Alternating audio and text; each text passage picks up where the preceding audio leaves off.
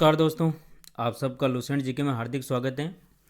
तो आज है 13 नवंबर। 13 नवंबर से संबंधित सभी करंट अफेयर हम इस वीडियो में डिस्कस करेंगे और उनसे संबंधित फैक्ट भी जानेंगे। यानी जो भी स्टैटिक जीके का पोर्शन होगा उसको हम साथ साथ में कवर करते हुए चलेंगे।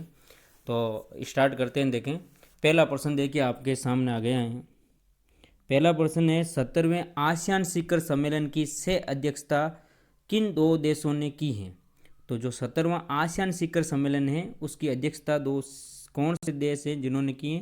तो इसका सही उत्तर होगा भारत और वियतनाम। इसका सही उत्तर है ऑप्शन सी। इसका हो जाएगा सही उत्तर, उपयुक्त दोनों, क्योंकि भारत भी करेगा और वियतनाम भी करेगा। देख लीजिए आप लोग इम्पोर्टेंट पॉइंट। तो प्रधानमंत्री नरेंद्र मोदी और वियतनाम के प्रधानमंत्री गुयेन जुआन फुक ने 17वें आसियान भारत शिखर सम्मेलन की सह अध्यक्षता की है। अब ये आसियान क्या होता है इसके बारे में पढ़ लेते हैं। आसियान का फुल फॉर्म है वो association of south east ASEAN Nations है, और इसको हिंदी में कहते हैं आसियान दक्षिण पूर्व एशियाई राष्ट्रों का संगठन है। इसका स्थापना हुआ है वो हुआ 8 अगस्त 1667 को, और इसका हेडक्वार्टर है वो जकार्ता इंडोनेशिया में। इसके जो अभी वर्तमान के अध्यक्ष हैं वो है ली सिन लुंग, और यहाँ के महासचिव है लिम जेक होई। जो आसियान में प्रमुख देश हैं, आप कौन कौन से देश शामिल है ध्यान रखिए, 10 देश शामिल हैं। उनके नाम देख लीजिए। 10 देशों के नाम हैं। पहला देश Brunei, Cambodia, Indonesia, Laos, Malaysia, Myanmar, Philippines और सिंगापुर, थाईलैंड, वियतनाम। तो भारत और वियतनाम आप लोगों को अभी आई होगा, आप लोगों को पढ़ लिया होगा, इसके सह अध्यक्ष बनेंगे। इसका जो उद्देश्य है यानी कि इसका मोटो क्या है, इनका मोटो है एक दृष्टि, एक पहचान और एक समुदाय। अगला प्रश्न देखिए, दूसरा प्रश्न। दोस्तों, आप लोगों ने अभी तक इस चैनल को सब्सक्राइब नहीं किया है तो चैनल को सब्सक्राइब कर लें, और सब्सक्राइब के पास में जो बेल आइकन है उस पर ज़रूर क्लिक करें, ताकि आप लोगों को जब अगला वीडियो आएगा कल तो उसका नोटिफिकेशन मिल जाएगा जल्दी। यानी सब्सक्राइब भी करना है, बेल आइकन को भी प्रेस करना है। अगर आप लोगों को वीडियो अच्छा लगे तो लाइक करना है, अगर अच्छा नहीं लगे तो डिसलाइक करना है। याद रखिएगा, कमेंट करके भी बताना है कौन कौन सी कमियां हैं, ठीक है। तो देखिए, दूसरा प्रश्न आपके सामने आ गए हैं। IPL 2020 के 13वें संस्करण का खिताब किस टीम ने जीता है? तो IPL का जो 13वां संस्करण हुआ है जो कि UAE में खेला गया, उसका जो खिताब है वो मुंबई इंडियंस ने जीता है। बड़ा इंपॉर्टेंट पर्सन है, ध्यान रखिएगा, ये इंपॉर्टेंट पर्सन में शामिल कर लीजिएगा। 100% आपके आने वाले एग्जाम्स में ये पूछा जाएगा। तो इसके लिए इंपॉर्टेंट पॉइंट देख लीजिए। मुंबई इंडियंस ने दिल्ली कैपिटल्स को 5 विकेट से हराकर 5वीं बार IPL 2020 का खिताब अपने नाम कर लिया है। IPL 2020 में सर्वाधिक रन बनाने के लिए KL राहुल को ऑरेंज कैप, और जो कागिसो रबाडा है यानी रबाडे को सर्वाधिक विकेट लेने के लिए पर्पल कैप से सम्मानित किया गया। याद रखिएगा। IPL के बारे में देख लीजिए, ये बड़ा ज़रूरी है देखना। IPL का जो फुल फॉर्म होता है वो होता है Indian Premier League. Indian Premier League का ये यानी IPL का संस्करण है वो पहला संस्करण 2008 में खेला गया था। अभी 2020 में ये 13वां संस्करण खेला गया, और इसमें जो विजेता टीम है जो 2008 में वो राजस्थान रॉयल्स थी, और उप विजेता चेन्नई रही थी। लेकिन जो ये 2020 का IPL है 13वां संस्करण, यह मुंबई इंडियंस ने जीत लिया। और IPL का 2020 में IPL का 13वां संस्करण UAE में खेला गया। ये बड़ा इंपॉर्टेंट है, याद रखिएगा। कहाँ खेला गया? UAE में खेला गया, यूनाइटेड अरब अमीरात में खेला गया। और इसमें मुंबई इंडियंस टीम ने दिल्ली कैपिटल्स को हराकर IPL 2020 का खिताब जीत लिया है। ये प्रश्न आपके IPL से था, तो आप लोगों को उम्मीद करते हैं ये प्रश्न कंप्लीट समझ में आ गया होगा। तीसरा प्रश्न देखिए आपके सामने आ गया है। बिहार चुनाव हुए थे, आप लोगों को सबको पता है। बिहार चुनाव किस पार्टी ने जीता? तो NDA ने जीता। NDA यानी कि नेशनल डेमोक्रेटिक और अलायंस, ठीक है ना, राष्ट्रीय जनतांत्रिक गठबंधन ने जीता। तो बिहार चुनाव किसने जीता? एनडीए ने जीता, याद रखिए ऑप्शन ए इसका सही है। अब इसके बारे में देख लीजिए important point. NDA national democratic alliance, राष्ट्रीय जनतांत्रिक गठबंधन होता है इसका फुल फॉर्म। एनडीए यानी बीजेपी और जेडीयू का गठबंधन है, ये याद रखिएगा। इंडिया किसका गठबंधन है? बीजेपी और जेडीयू का, नीतीश वाली और प्रधानमंत्री पीएम नरेंद्र मोदी वाली पार्टी, ठीक है। और बिहार चुनाव 2020 में 243 सीटों पर हुआ, ये भी याद रखने वाली बात है। और नीतीश कुमार चौथी बार बिहार के मुख्यमंत्री बनेंगे, ऐसा लगभग कंफर्म है। और याद रखिएगा एनडीए ने 225 सीटें जीती, जो कि बहुमत के लिए जरूरी 222 सीटों से 3 अधिक हैं। तो इसका मतलब 100% एनडीए से ही मुख्यमंत्री होगा, तोड़ जोड़ होगा नहीं। बिहार राज्य के बारे में देख लीजिए। बिहार का स्थापना है वो 22 मार्च 1912 को हुआ।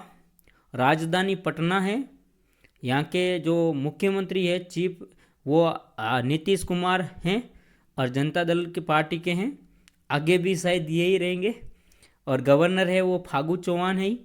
और यहाँ के जो मुख्य न्यायाधीश है उसका नाम संजय केरोल है।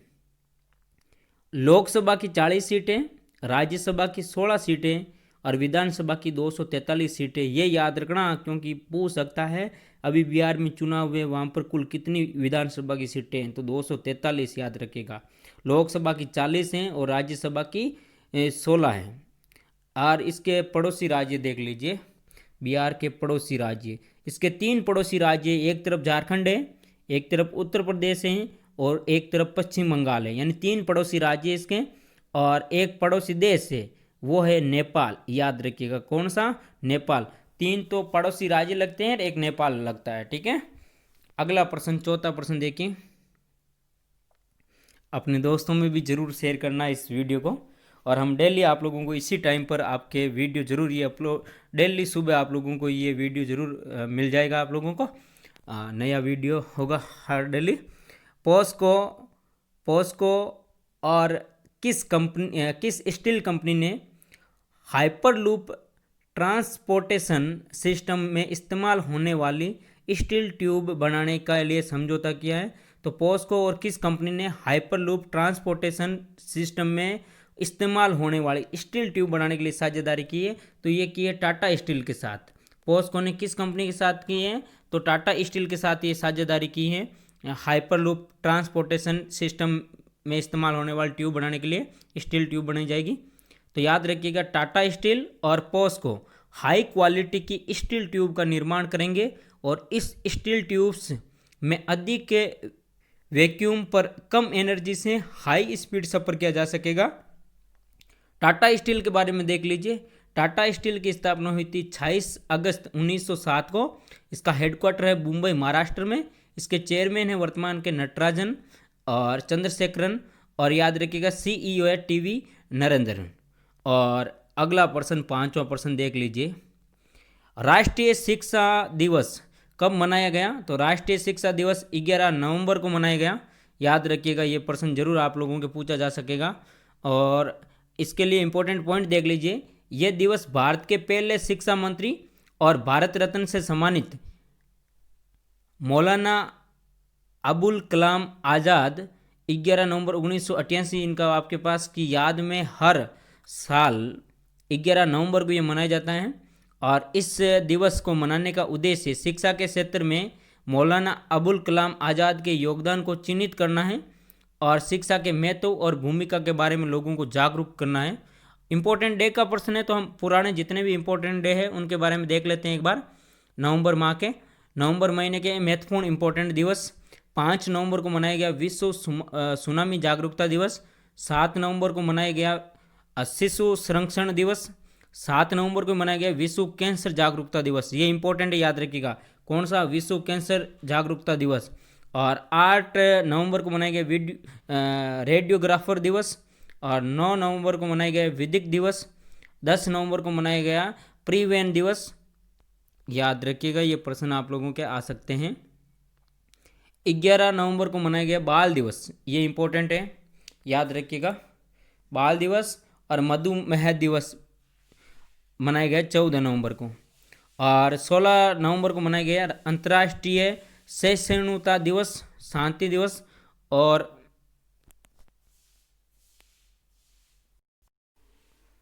अगला प्रश्न देखिए आप लोगों के लिए, अगला प्रश्न 6वां प्रश्न देख लीजिए। 6वां प्रश्न आपके सामने आ गए हैं। कॉलिन्स डिक्शनरी ने किसे अपना वर्ड ऑफ द ईयर 2020 चुना है? तो याद रखिएगा 2020 का सबसे अच्छा वर्ड उन्होंने चुना है कि 2020 में जो चर्चा में वर्ड रहा वो कौन सा रहा? तो लॉकडाउन। याद रखिएगा लॉकडाउन, लॉकडाउन वर्ड है ना, इस कॉलिन्स डिक्शनरी ने वर्ड ऑफ द ईयर चुना है 2020 के लिए। तो देख लीजिए आप लोगों ने इम्पोर्टेंट पॉइंट। कोरोना महामारी के दौरान सबसे ज़्यादा उपयोग किए जाने वाला वर्ड लॉकडाउन को कॉलिन्स डिक्शनरी ने वर्ड ऑफ द ईयर 2020 नामित किया है। 7वां प्रश्न आपके सामने आ गया। 7वां प्रश्न देखिए। हारून रिपोर्ट इंडिया और एडेलग्यू फाउंडेशन की रिपोर्ट के अनुसार दानवीर भारतीय 2020 की सूची में पहले स्थान पर कौन है? तो यह है अजीम प्रेम जी। आप लोगों को पता है कि बिजनेसमैन है अजीम प्रेम जी, ये दान बहुत ज़्यादा करते रहते कहीं ना कहीं दान। तो इनका नाम जरूर याद रखेंगे आप लोग, अजीम प्रेम जी का। बड़ा प्रेम है लोगों से तभी तो दान करते हैं। एक दिन में 22 करोड़ रुपया और एक साल में आपके पास ये 7,904 करोड़ रुपये का दान करने वाले अजीम प्रेम जी को वित्तीय वर्ष 2020 में सबसे दानवीर भारतीय बन गए हैं। टॉप 3 में आपके नाम बता देते हैं आप लोगों को। टॉप 3 के नाम देख लीजिएगा। अजीम प्रेम जी विप्रो के हैं, ये याद रखिएगा, विप्रो के अध्यक्ष है विप्रो कंपनी के। और शिव नाडर, मुकेश अंबानी, ये 3 हैं जो टॉप हैं जो दान में। अगला 8वां प्रश्न देखिए। सेबी के इंडिविजुअल म्यूचुअल फंड के लिए विदेशी निवेश की सीमा को बढ़ाकर कितना मिलियन डॉलर कर दिया है? जो सेबी ने ना इंडिविजुअल म्यूचुअल फंड के लिए विदेशी निवेश की सीमा को कितना बढ़ा दिया है? तो वो बढ़ा दिया 600 मिलियन डॉलर। कितना? 600 मिलियन डॉलर बढ़ा दिया है। सेबी के बारे में देख लीजिए पहले। सेबी ने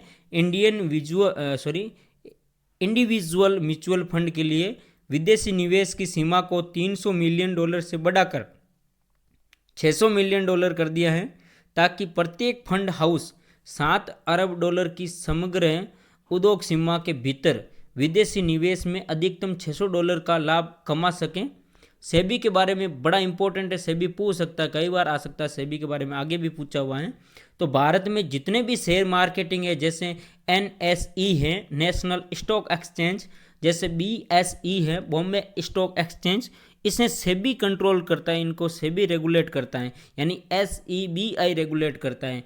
SEBI का फुल फॉर्म पूछ सकता है आपको, तो securities and exchange board of India इसका फुल फॉर्म है।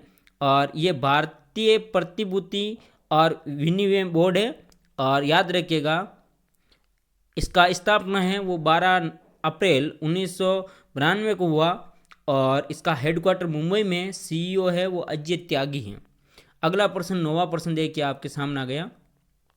किस देश ने शराब की खपत और अविवाहित जोड़ों के लिव इन पर इस्लामी कानूनों में प्रमुख प्रतिबंध हटा दिया है? तो ये ऐसा करने वाला देश है संयुक्त अरब अमीरात, UAE, जहाँ पर जो 2020 के IPL हुए वही देश याद रखिएगा। UAE के बारे में देख लो। UAE यूनाइटेड अरब अमीरात है इसका फुल फॉर्म, संयुक्त अरब अमीरात। UAE एशिया महाद्वीप में स्थित है। यहाँ की राजधानी अबू धाबी है और करेंसी UAE दिरहम है, दिरहम चलता है यहाँ का, ध्यान रखिएगा।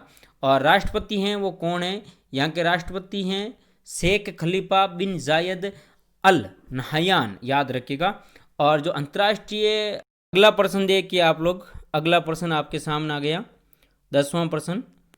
How to be a writer नामक किताब किसने लिखी?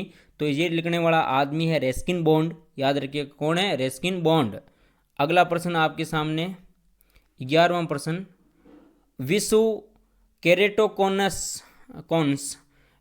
केरेटोकॉन्स दिवस कब मनाया गया? तो विश्व केरेटोकॉन्स दिवस आपके पास, केरेटोकॉन्स याद रखिएगा, बड़ा जटिल नाम है, 10 नवंबर को मनाया गया। कब मनाया गया? 10 नवंबर को। एक आंख की तरह दिख रहा है ना गोला 10 में, ध्यान रखिएगा। तो ये आंख से संबंधित एक बीमारी है।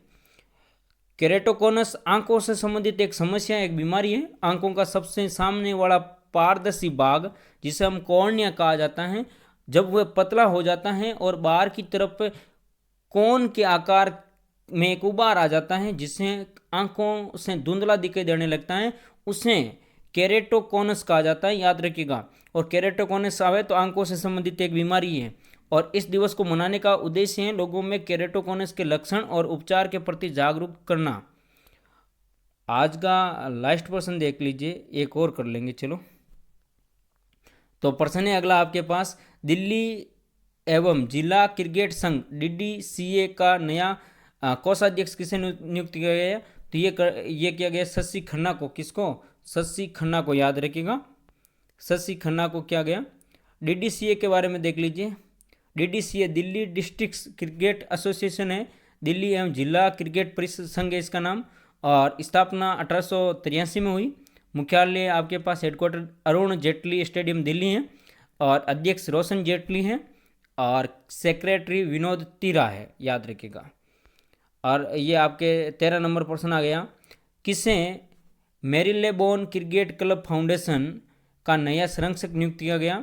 तो ये किया गया आपके पास माइकल होल्डिंग को, याद रखिएगा।